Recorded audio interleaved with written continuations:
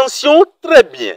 C'est la décision des membres du jury ayant conduit ce jeudi 24 juillet 2025 à l'Institut de Lokossa les travaux de soutenance de l'étudiant Jacob Koumvi et de Jordi Aziakou sur le thème « Étude et conception d'une moto hybride ».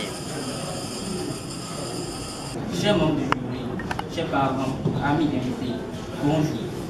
Soyez les bienvenus à l'Institut de Lokossa. Nous, Aziakou Jordi, c'est avec beaucoup de plaisir nous allons vous présenter notre travail de fin de formation qui porte sur l'étude et la conception d'une moto hybride.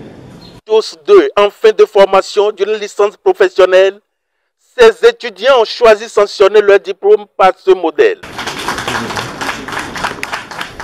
C'est le fonctionnement en mode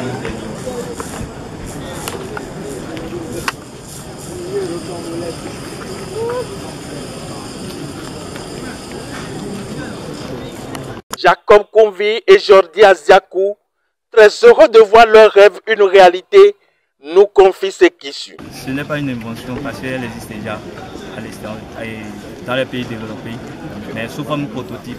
Et celles qui sont conçues sont souvent pour les routières. Donc dans les routières on trouve généralement ce système et dans nos voitures. Donc ce système, nous avons voulu l'adapter à nos motos traditionnelles, celles qu'on a d'habitude.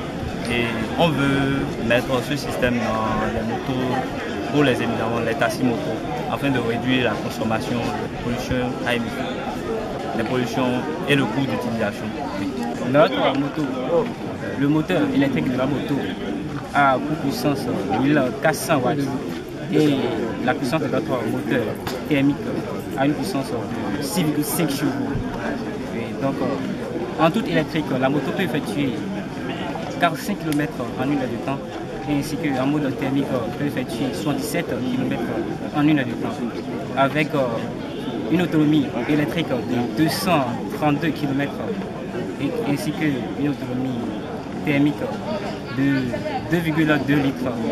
Merveilleux, car cette innovation interpelle tous, puisque c'est une première dans l'histoire des peuples de l'ère culturelle Adja de Tado, selon Valère Koumvi et plusieurs autres personnalités présentes à cette rencontre.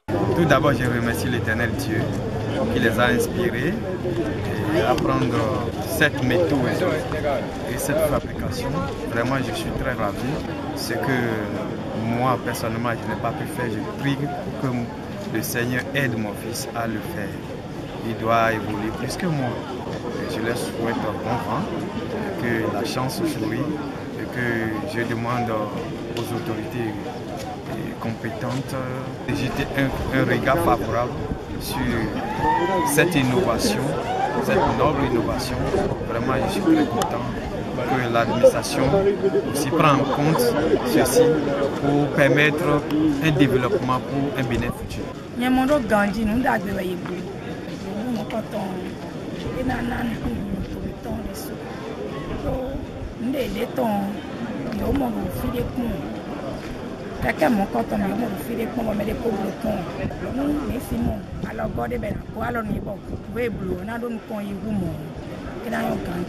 Vraiment, c'est une fierté de voir mon garçon, David et Jordi, qui sont tous deux mes enfants.